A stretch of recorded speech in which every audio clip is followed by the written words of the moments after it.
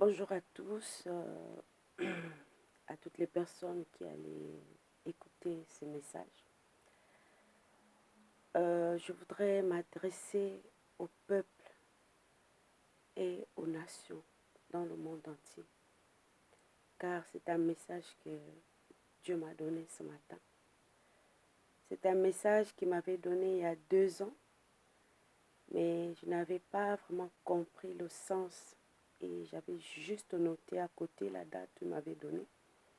Et ce matin, il m'a reconduit dans ce passage de la Bible pour me parler à nouveau. Et j'ai compris pourquoi Dieu m'a permis d'écouter sa voix à travers cette parole. Et je comprends pourquoi ce matin, Dieu me demande de parler. Je voudrais lire le passage que le Seigneur m'a donné. Et ensuite, je vais expliquer pourquoi Dieu donne cette parole. Que la gloire revienne à Jésus-Christ de Nazareth, lui qui est Dieu, et qui me permet ce matin de pouvoir vraiment mettre ce message pour qu'il soit à la portée de celui qui voudra bien l'écouter. Alors, je lis la parole de Dieu dans Ésaïe chapitre 13. Je vais lire tout le chapitre, donc Ésaïe chapitre 13. Dieu parle comme ceci. Oracle sur Babylone, révélé à Ésaïe, fils d'Amoz. Sur une montagne nue, dressez une bannière, élevez la voix vers eux, faites des signes avec la main, et qu'ils franchissent les portes des tyrans. J'ai donné des ordres à ma sainte milice, j'ai appelé les héros de ma colère, ceux qui se réjouissent de ma grandeur. On entend une rumeur sur les montagnes comme celle d'un peuple nombreux. On entend un tumulte des royaumes, des nations rassemblées. L'Éternel des armées passe en revue l'armée qui va combattre. Donc il s'agit d'un combat ici. Ils viennent d'un pays lointain, de l'extrémité des cieux. L'Éternel et les instruments de sa colère vont détruire toute la contrée. Gémissez, car le jour de l'Éternel est proche. Il vient comme un ravage du Tout-Puissant. Au verset 7, c'est pourquoi toutes les mains s'affaiblissent et tout cœur d'homme est abattu. Ils sont frappés d'épouvante. Les spasmes et les douleurs les saisissent. Ils se tordent comme une femme en travail. Ils se regardent les uns et les autres avec stupeur. Leurs visages sont enflammés. Voici, le jour de l'Éternel arrive, jour cruel, jour de colère et d'ardente fureur, qui réduira la terre en solitude et en exterminera les pécheurs.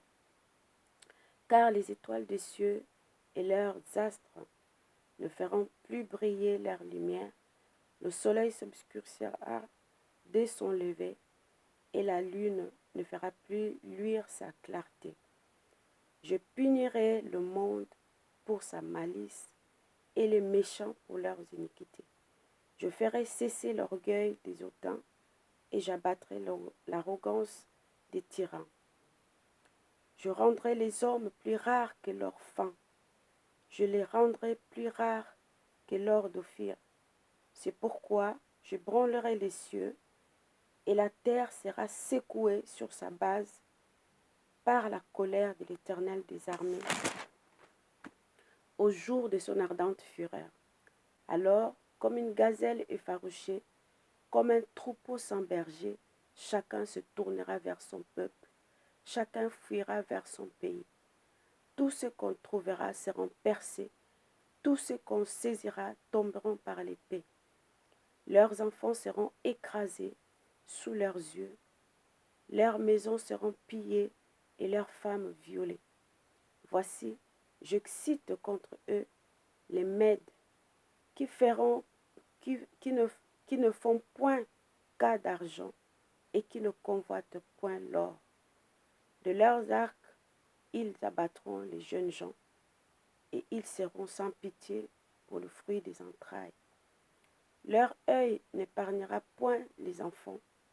Et Babylone, l'ornement des royaumes, la fière parure des Chaldéens, sera comme Sodome et Gomorrhe que Dieu détruisit.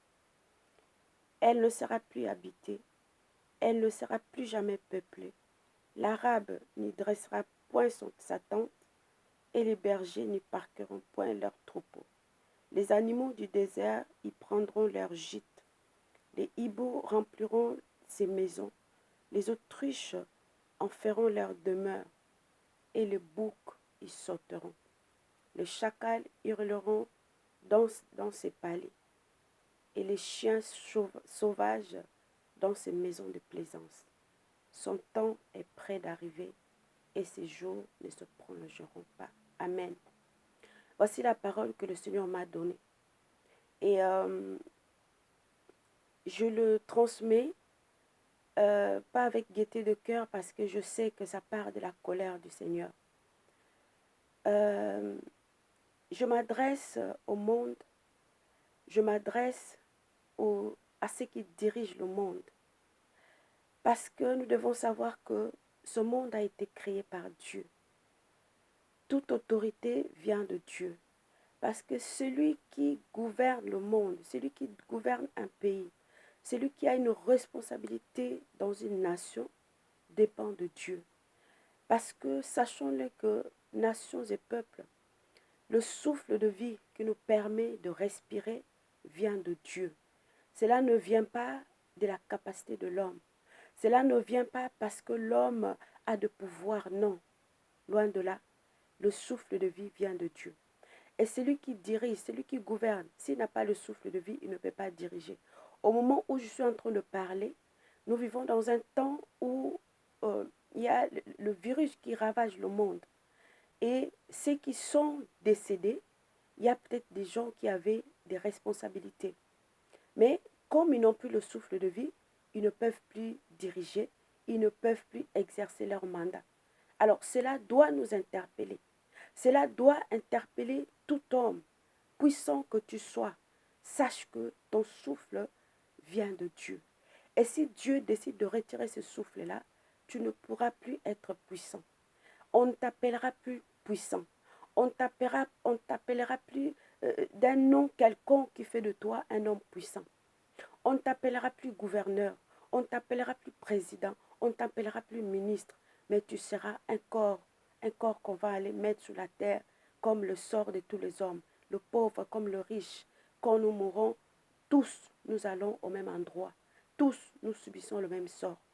Alors, s'il vous plaît, à toute personne qui va écouter ce message, que tu sois dirigeant, que tu sois ministre, que tu sois président, que tu sois, je ne sais pas, quelqu'un qui est puissant même dans l'ombre, c'est que les gens ne connaissent pas. Sache que Dieu te connaît.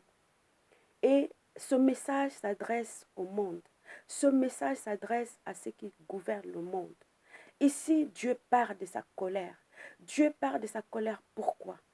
Dans ce chapitre ici, dans Ésaïe 13, au verset 11, Dieu dit quoi?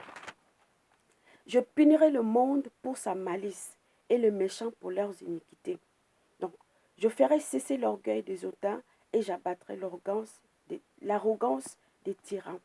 C'est-à-dire, Dieu, la colère de Dieu se lève. Pourquoi? À cause de la malice du monde.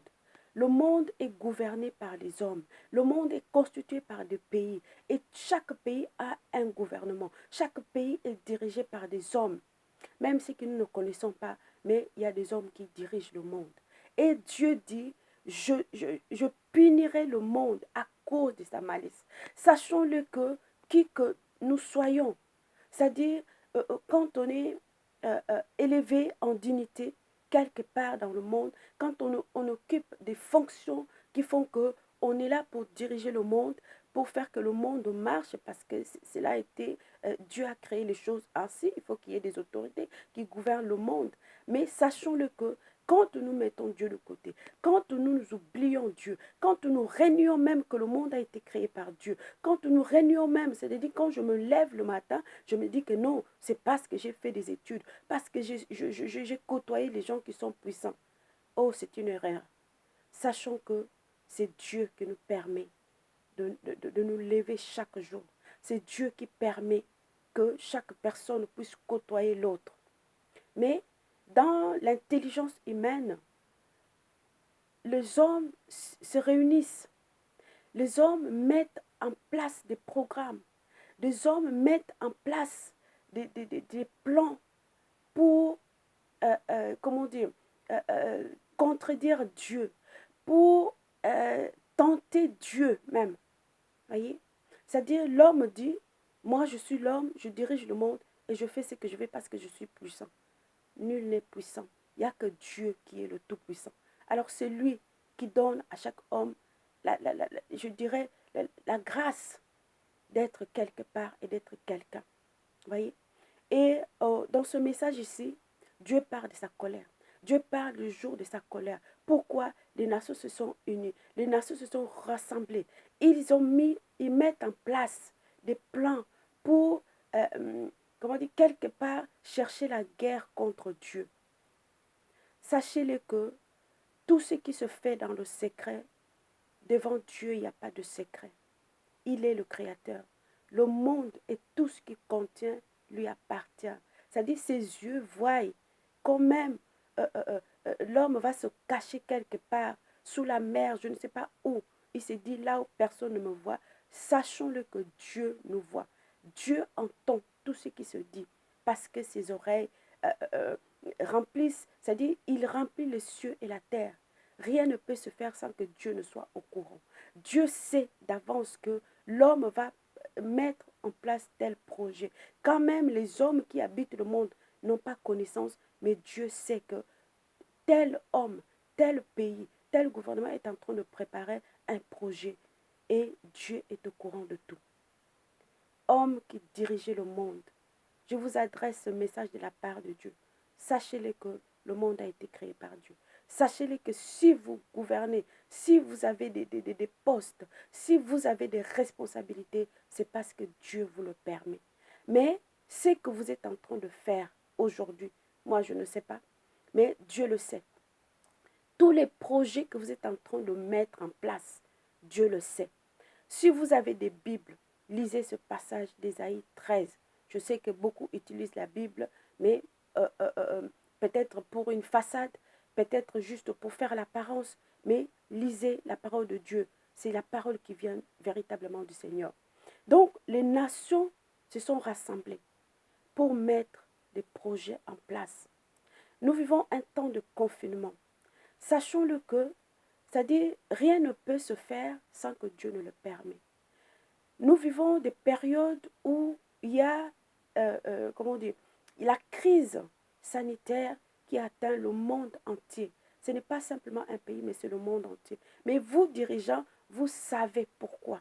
Vous, dirigeants, vous êtes au courant. Vous, dirigeants, vous qui dirigez ce monde, vous avez travaillé dans le secret.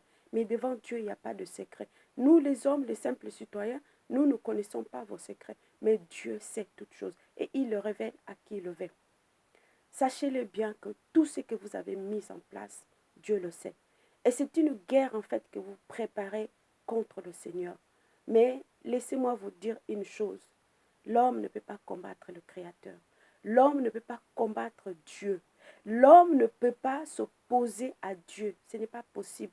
L'homme sortira toujours perdant et derrière lui, il entraînera beaucoup d'innocents. Oui, beaucoup d'innocents périssent, beaucoup d'innocents vont payer le prix. Pourquoi? Parce que certains dirigeants trouvent que Dieu n'a pas son mot à dire sur cette terre. Sachez-le que ce que vous préparez en coulisses pour qu'il soit mis en action, pour le mettre en place les jours à venir, sachez-le que c'est une guerre que vous avez déclarée à Jésus-Christ le Créateur. Je répète, ce que vous faites dans les coulisses, les programmes que vous faites dans les coulisses, ce que vous allez mettre en place dans les jours à venir, c'est une guerre que vous déclarez à Jésus-Christ le Créateur. Mais dans cette guerre-là, sachez-le que l'homme est déjà perdant. Dieu parle ici de sa colère. Dieu prépare déjà une milice. Dieu prépare son armée. Cette armée ne vient pas de la terre. C'est une armée qui vient du ciel. Sachez-le que Dieu a une armée et cette armée-là est invincible. Cette armée-là, ce ne sont pas des hommes, ce ne sont pas des puissants de ce monde. Dieu utilise les hommes pour faire d'eux aussi son armée. Mais cette armée, cette guerre que vous déclarez au Seigneur, sachez-le que l'armée qui va combattre contre les hommes sur cette terre, c'est une armée qui vient du ciel. Dieu le prépare déjà. Ils ont reçu des ordres, ils vont venir. Ça, c'est une armée que Dieu a préparée.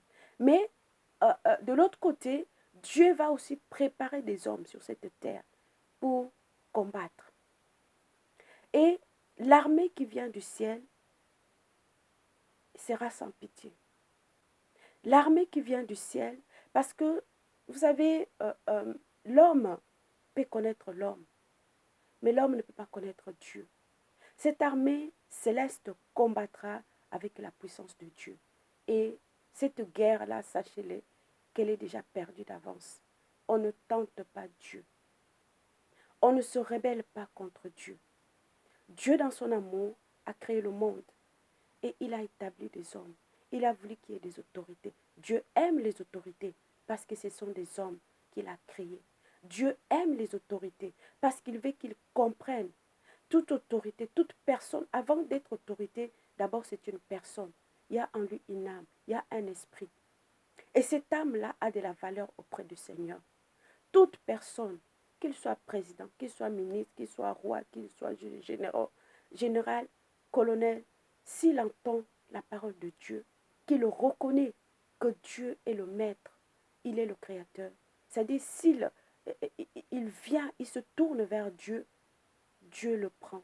Dieu ne le rejette pas. Et Dieu le conduit dans la mission dont il est, appelé à accomplir dans ce monde. Mais celui qui rejette Dieu, qui dit que Dieu n'existe pas, que Dieu n'a rien à faire dans cette affaire-là, sachez-le que, c'est-à-dire même les postes que chacun occupe, beaucoup vont être destitués. Beaucoup vont perdre leur poste. Pourquoi? À cause de l'arrogance, à cause de la rébellion contre Dieu. Beaucoup de ministres vont être destitués dans le monde entier. Beaucoup de présidents vont subir des coups d'État parce que Dieu va susciter des hommes, les hommes dans l'ombre, des hommes auxquels on ne faisait même pas cas. On se demandera d'où est-ce que ces hommes-là sont sortis.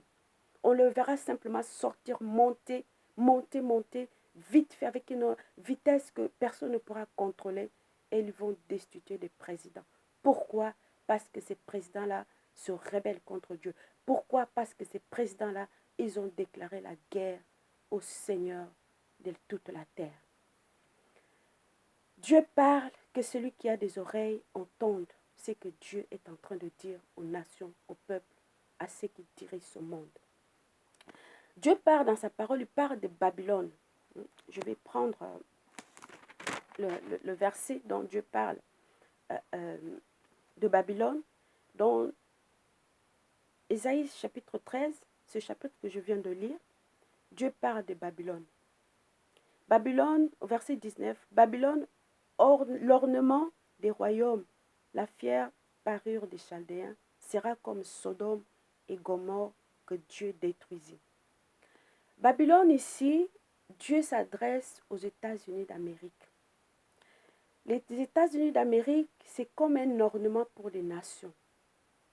Mais c'est Dieu qui orne quelqu'un en fait. C'est Dieu qui permet à une nation d'être un ornement.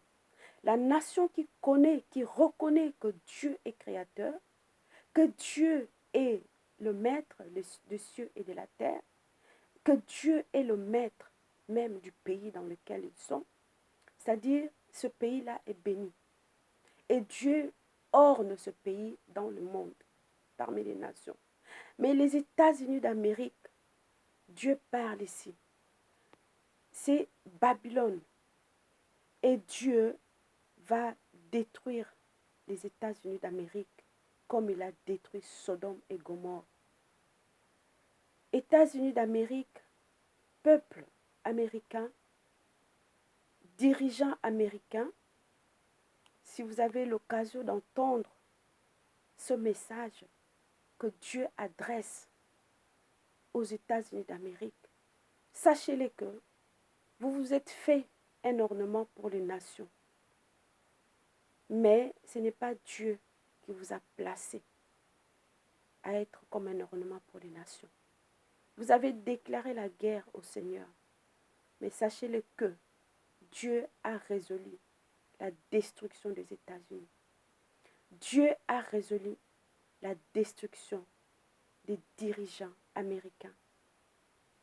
Beaucoup de dirigeants vont vivre des catastrophes qu'ils n'ont jamais vécues. Les États-Unis vont vivre des catastrophes comme il n'y en a jamais eu. Les États-Unis vont vivre des situations de destruction comme il n'y en a jamais eu. Parce que Dieu l'a résolu. Parce que la colère du Seigneur s'est levée contre le monde et contre les États-Unis en particulier. Sachez-le que dans les États-Unis, il va se produire des catastrophes inédites. Des catastrophes, je l'ai dit, de la part du Seigneur, qui vont détruire beaucoup, beaucoup, qui vont enlever la fierté des États-Unis. Des immeubles vont être détruits. Des catastrophes naturelles, c'est-à-dire venant de nulle part, qui vont venir détruire l'ornement des États-Unis. La fierté, ce qui fait la fierté des États-Unis. Les villes qui font la fierté des États-Unis. Entendez ce message. Beaucoup de catastrophes vont se succéder aux États-Unis et ils vont détruire. Et ça sera sans pitié. Dieu, dans son amour, ne veut pas que le méchant meure dans son péché, mais il veut que le méchant entende sa voix, qu'il revienne à lui, qu'il se repente, qu'il reconnaisse que Dieu est le maître. S'il le reconnaît, alors Dieu pardonne. Mais si les États-Unis, les dirigeants américains ne reconnaissent pas Dieu comme Seigneur, comme maître, comme créateur, ces catastrophes vont suivre. Les États-Unis vont être balayés, des tornades qui vont suivre, les incendies, les inondations, la pluie, la grêle va s'abattre sur les États-Unis. Oh, je ne le dis pas avec gaieté de cœur, mais cela va se produire. Si les dirigeants américains ne se repentent pas, si les dirigeants américains ne reconnaissent pas Jésus-Christ comme Seigneur et Sauveur, comme le Créateur, si les États-Unis persistent dans leur orgueil, le jour de la colère du Seigneur est là. Et comme il est dit dans le verset 22, dans ce temps, dans le deuxième partie du verset, son temps est près d'arriver et ses jours ne se prolongeront pas. Nous sommes dans un temps de confinement, mais ça c'est le confinement que les hommes ont décrété partout dans le monde. Mais sachons-le que pendant ce confinement, une guerre est déclarée contre le Seigneur. Et ces projets-là vont être mis en place après le confinement. Mais nous allons entrer dans le confinement que Dieu lui-même va mettre en place. Au verset 14 de ce chapitre 13, Ésaïe 13, verset 14, « Alors comme une gazelle effarouchée, comme un troupeau sans berger, chacun se tournera vers son peuple, chacun fuira vers son pays. » C'est-à-dire, Dieu va nous confiner par des moyens, par des situations qui feront que, c'est-à-dire, chaque peuple voudra rester dans son pays. Personne n'aura plus envie de dire, moi je vais aller aux États-Unis, je vais aller chercher ma vie là-bas. Non. Chacun se dira, je suis en sécurité dans mon pays.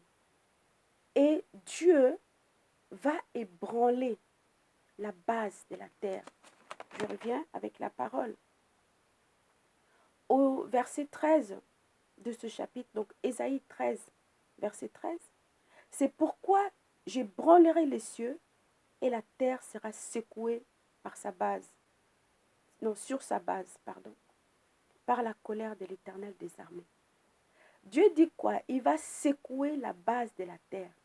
La base de la terre, c'est tous les pays qui constituent la terre.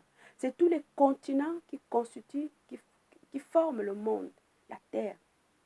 Et Dieu va secouer dans chaque continent, dans chaque pays. Nous allons vivre des situations terribles. L'angoisse, l'épouvante. Pourquoi? Parce que Dieu va secouer la base. C'est-à-dire, il va secouer même. C'est-à-dire, tout ce qui tient la terre, il va le secouer.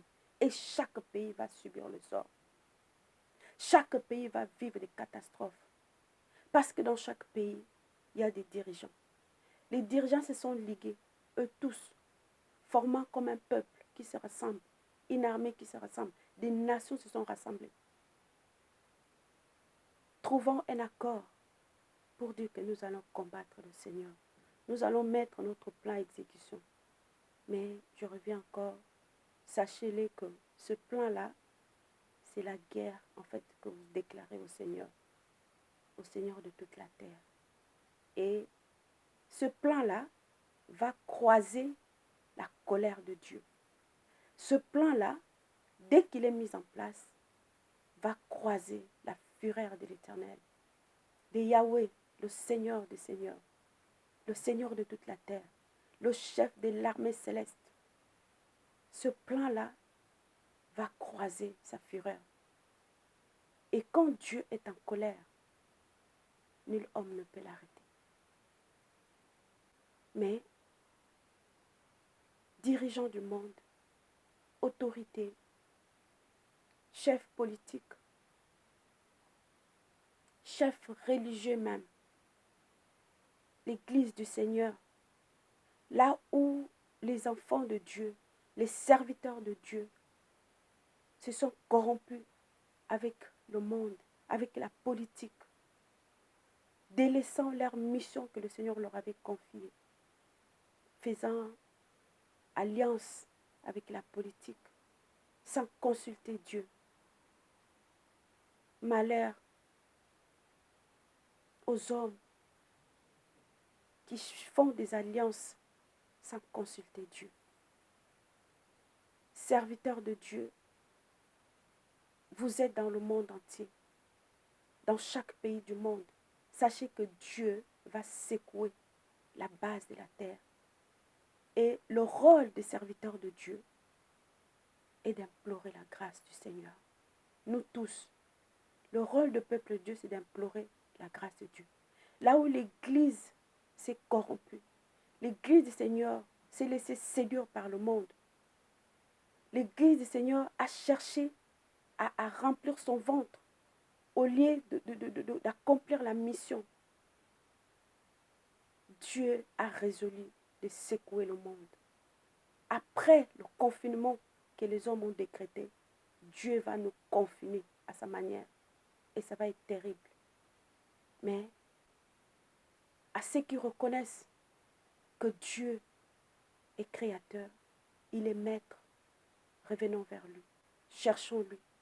Aux autorités qui entendent le message, parce que Dieu parle, Dieu envoie ses serviteurs tout le temps. Il parle de toutes les manières, il parle dans toutes les langues. Moi, je parle là en français, mais ce message peut être traduit.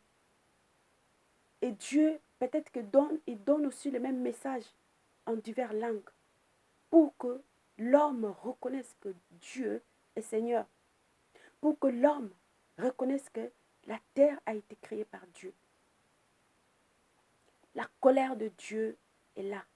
C'est-à-dire, elle descend déjà. Nous le vivons déjà par ce qui se passe. Mais l'homme se croit très intelligent. L'homme croit qu'il a mis en place tout ce qui se passe. Mais en réalité, Dieu permet parce que l'homme a défié Dieu. Et ce qui se passe aujourd'hui, ce n'est rien. Ce n'est que le commencement des douleurs. Nous allons croiser la colère de Dieu parce qu'elle est déjà en route. Comme les plans des hommes sont déjà en secret, en route, sachez que, dirigeants du monde, ce plan-là croise la colère de Dieu. Et ça va être pire qu'Hiroshima. Ça va être pire que toute bombe nucléaire que l'homme a connue dans ce monde. Dieu est en colère. Le Créateur est en colère. Et il va ébranler les cieux et la terre. Il a suscité l'armée céleste pour combattre. Et il a suscité aussi l'armée sur cette terre, des hommes, je reviens là-dessus, des hommes qu'il va sortir, c'est-à-dire de nulle part, on ne va pas comprendre d'où est-ce qu'ils sont sortis, où est-ce qu'ils étaient. Des rébellions qui vont se lever et qui vont destituer beaucoup. Beaucoup vont perdre leur poste. D'autres vont y laisser la vie. Mais à celui qui entend la voix de Dieu, parce que Dieu parle dans toutes les langues, toutes les heures, Dieu parle. À celui qui écoutera, à celui qui va revenir, sera épargné. Peuple de Dieu, serviteur de Dieu, servante de Dieu, Dieu a établi son Église dans ce monde pour être la lumière du monde. Dieu a établi des serviteurs et des servantes pour une mission, pour éclairer le monde. Non pas pour se compromettre avec le monde. Non pas pour faire alliance avec le prince de ce monde. Car le prince de ce monde va vers qui il veut. Il dit, si tu m'adores, je te donnerai toute la gloire. Et beaucoup s'y sont égarés dans la gloire que le prince du monde donne. Dieu donne gloire. Dieu donne richesse. Dieu fait grâce à qui il veut. Mais serviteurs de Dieu, pasteurs, évangélistes, apôtres, prophètes, ceux-là qui ont reçu de la part du Seigneur la mission de parler au monde, au peuple, revenons vers le Seigneur. Là où nous nous sommes égarés, revenons. Le Seigneur attend simplement que nous puissions revenir, nous repentir et repartir de nouveau. Prier et intercéder. Parce que la colère de Dieu s'annonce terriblement, terriblement. Oh, Jesus. Église de Dieu, nous avons une mission. C'est le temps de revenir vers le Seigneur et de montrer aux hommes, de parler aux hommes, d'annoncer, ainsi dit Jésus-Christ de Nazareth. Merci pour le temps que vous allez prendre pour écouter ce message. Aujourd'hui, si vous entendez la voix de Dieu, n'endurcissez pas vos cœurs. Si nous entendons, je me mets dedans, la voix de Dieu, n'endurcissons pas nos cœurs. Dieu parle à travers des hommes, mais ne soyons pas rebelles. Sachons que la colère de Dieu est en route. La terrible colère, la fureur de Dieu. Mais revenons vers lui. Écoutons sa voix. Repentons-nous. Et qui sait si Dieu ne se repentira pas de sa colère? Si nous nous repentons sincèrement, si nous revenons sincèrement, si les autorités écoutent et qu'ils reconnaissent déjà qu'il y a un Dieu créateur, qui sait si Dieu n'arrêtera pas sa colère? Mais si nous nous entêtons, autorité, si vous vous entêtez, dirigeants du monde, si vous vous entêtez, sachez-le que cette guerre est déjà perdue d'avance. Soyez bénis et que celui qui se sanctifie encore davantage. Celui qui pratique la justice continue encore. Celui qui cherche véritablement le Seigneur continue encore. Celui qui s'est égaré, qu'il revienne. Dieu l'accueillera. Mais celui qui s'entête, qu'il continue dans son entêtement et il croisera sur sa route la colère de Dieu. Merci à vous tous. Soyez bénis au nom puissant de Jésus-Christ de Nazareth. Bonne journée.